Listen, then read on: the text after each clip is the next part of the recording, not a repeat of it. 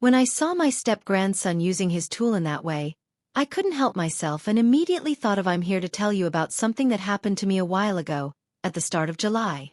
My name is Roxanne, but everyone calls me Roxy. I'm a well-groomed, polite, and very affectionate lady. My body is well-maintained. Believe it or not, I still train to stay in shape. I'm on the shorter side, fair-skinned, with short brown hair and a prominent front, which always makes it difficult for me to find a good bra. I've always considered myself a respectful woman. I'm a confectioner and have worked in this field for years, gaining quite a bit of experience. My life is usually quiet and peaceful, and sometimes I'm a bit shy. But over time, and especially through my interactions with my step-grandson, I've started to come out of my shell. His name is Jackson. He's 25, tall, strong, and well-built. Whenever I find myself alone or in need of company, he's always there for me. Now I know why his mother, my deceased husband's daughter, lives far away in another state. He comes to visit me from time to time, each time seeming a bit bolder than the last, with a hint of mischief in his eyes. I live alone in a house with a yard, and when he arrived, I greeted my step-grandson with a big hug. During the hug, I felt his hands lightly lingering, though I didn't mention it. Afterward, he went to take a shower, and I went back to making sweets, thinking I'd get some more work done. But soon enough, Jackson interrupted me, calling out and asking for a towel. I grabbed one, went upstairs, and approached the bathroom. When I arrived at the door, I saw Jackson for the first time in that way, completely revealed. It was the first time I'd seen his tool, and it was captivating. At that moment, I forgot two important things. I was there just to hand him a towel, and the fact that Jackson is my step-grandson, which could make the situation feel wrong. I knocked on the door and stepped inside. "Grandmom, you didn't have to come in. I didn't want you to see me like this," he said. I just replied, "What's beautiful deserves to be seen, and as your grandmom, I can come in whenever I want." I noticed him starting to blush, so I thought about how men his age often react to a woman like me in such situations. I was certain that, at that moment, Jackson may have forgotten I was his grandmom though not her own, as his tools started to respond. He quickly grabbed the towel and covered himself. It was then that I realized that the next few days might bring a few surprises. From that moment on, I began subtly teasing my step-grandson. It was actually him who initiated things, though, hugging me closely and letting his hands linger. He laughed and said, "Stop being mischievous, Roxy, and don't you dare tell my mother." I'd be mortified. I laughed along with him because I was enjoying this newfound intimacy. I never imagined that my step-grandson and I would ever feel this way toward each other, but there was something thrilling about it that went straight to my head. Afterward, I left the bathroom and went back to finish preparing our meal. We ate and went to bed as if nothing had happened, and I kept my promise not to mention it again. But in the back of my mind, I was already forming a plan. The next morning, Jackson woke up, and I decided to play a little prank I'd seen in some of those adult movies. I pretended to be stuck in the washing machine and began calling out for my step-grandson, over and over, without stopping. As I stayed stuck in the washing machine, I heard Jackson's voice behind me, sounding a bit panicked. "What's wrong, Grandmom? What happened? You keep calling me." "Help your step-grandmom out here, boy," I said playfully. "I got stuck in the washing machine, so be careful when you pull me out." I heard him mutter under his breath, "Look at what this woman does to me. How am I supposed to keep myself under control with her teasing me like this?" He must have thought I didn't hear, with my head inside the washing machine, but I was hanging on to every word. He stepped closer and tried to pull me out, but in the process, he kept brushing up against me, his touch sending a thrill down my spine. "Help me, honey, don't leave me like this," I said, keeping my tone light but suggestive. "Grandmom, I'm trying to help, but..." He seemed to be struggling with his words, and I could sense his hesitation. "Can I tell you something?" he asked, his voice trembling slightly. "Of course, darling," I replied calmly, even though I felt the tension building inside. I could tell he was gearing up to share something, a feeling or confession that he hadn't shared before. He paused as if searching for the right words. I won't be able to stay here for long, he admitted, sounding both shy and frustrated. If you were a man, you'd understand what I'm going through. Feigning innocence, I looked back at him with a questioning expression. What's wrong, Jackson? Are you feeling okay? I asked with a tone of playful naivety. Jackson shook his head and sighed, resigned. It's not that, Mom, he said, struggling to put his feelings into words. It's you. Seeing you like this is, well, let's just say it's making it hard to think straight. If I keep going, I might end up doing something. I don't know if you'd like it. The weight of his confession hung in the air, and I could feel the inner conflict he was battling with. The look in his eyes was a mix of discomfort, temptation, and tension. While he seemed to be grappling with his own feelings, I was enjoying the thrill of the moment, drawing out this game just a bit longer. Seeing him torn, I decided to take a softer approach, pretending not to understand. I don't know what you're talking about, Jackson. Just try pulling me out one more time. I think this time I can manage to get free. He, still believing I was truly stuck, tried once more to help me with renewed strength. This time, I let myself slide out easily, as though his efforts had finally worked. The satisfaction on his face made it clear he felt like the hero of the situation, unaware that I had planned this all along. With a soft whisper, he sighed in relief. He hadn't yet realized that the entire scenario had been orchestrated by me from the start. However, as he looked at me, I noticed a shift in his body language. He was visibly trying to suppress a mix of excitement and embarrassment, unsure of how to respond to the situation. The unspoken tension between us lingered, both of us aware that something fundamental had shifted, even though neither of us wanted to acknowledge it outright. The thrill of our little game hung in the air, an invisible bond between us that only grew stronger with each word, each glance. When he quickly stood up, almost automatically announcing he was going to take a shower, I could tell he was trying to escape the awkwardness of the moment, maybe to calm down. He seemed confused by what was happening, while I, on the other hand, felt completely in control. Remember when I said I could go into the bathroom whenever I wanted? I meant it from the start. I had a plan, and every move I made was calculated. The ideal moment was approaching, and all I had to do was wait for the perfect time to act. As soon as he entered the bathroom, the opportunity presented itself. My heart pounded harder, not from nerves, but from the rush of adrenaline. Approaching the door, I heard a peculiar sound, almost rhythmic, though it was difficult to identify right away. It sounded a bit like soft clapping. Curiosity got the better of me, and without overthinking, I bent down to peek through the keyhole. That's when I saw what was happening. Inside, alone and unaware that I was there, Jackson was in an intimate moment, focusing entirely on himself. I confess it took me by surprise, but it stirred something in me I hadn't felt before, a rush of curiosity and excitement that was completely new. There I stood, captivated, as time seemed to slow. He had no idea I was there, watching with a mix of amazement and fascination. Suddenly, I saw he was about to finish, and on an impulse, I turned the handle and opened the door, interrupting him abruptly. His shock was immediate. Jackson jumped back, visibly startled, his expression caught between shock and embarrassment. "Grandmom, what are you doing? You scared me half to death," he exclaimed, trying to regain his composure. But I stayed calm and composed, as though nothing unusual had happened. "Didn't I say I'd go into the bathroom whenever I wanted?"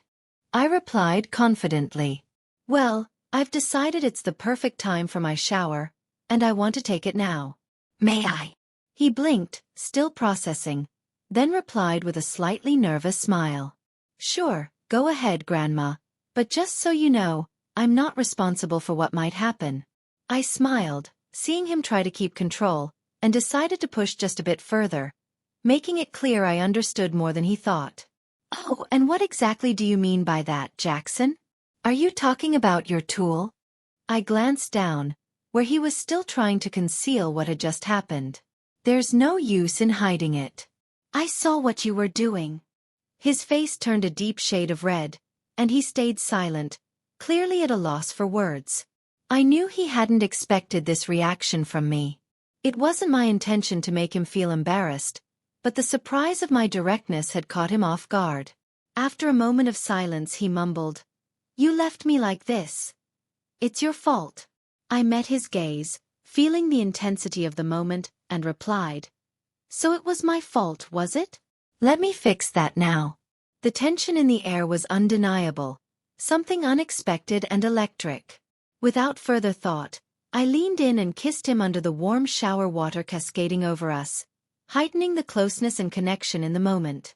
It was the first time I had ever acted so impulsively, allowing myself to give in to something completely out of the ordinary, especially with my step-grandson, someone I never thought I'd be close to in such a way. At first, I surprised even myself with my actions, but as the minutes passed, I realized that I was enjoying it immensely. Every touch, every movement seemed to awaken something new in me, as if what was happening was both wrong and irresistible at the same time. Reality was knocking on the door, but in that moment, all that mattered was what we were doing together under the shower, with water pouring down as though trying to cool the fire igniting within me. He looked at me with a sideways smile, mixing surprise and a hint of mischief. "You really are mean, aren't you? You provoked me on purpose, didn't you?" His voice was filled with both accusation and jest, as if he'd pieced together that everything up to this point had been planned by me. "I was just testing you, darling," I replied with a mischievous smile of my own. "And congratulations. You passed with flying colors." At that point, there were no barriers left between us. The game was clear, and the tension that once existed had transformed into pure mutual desire. We knew it shouldn't be happening, but stopping felt impossible. In that small bathroom, with the water running, we shared our first truly intimate moment. It was intense, surreal, almost as if we were in a different world where nothing else mattered. Each touch, each movement was charged with a sense of urgency I'd never felt before. Time seemed to stand still as we explored every part of each other, swept up on a wave of adrenaline and connection. When it finally ended, I felt completely relaxed, yet still energized from everything that had happened. About 30 minutes later, I left the bathroom, still feeling the effects of our time together. My breathing was heavy, and my heart still raced in my chest.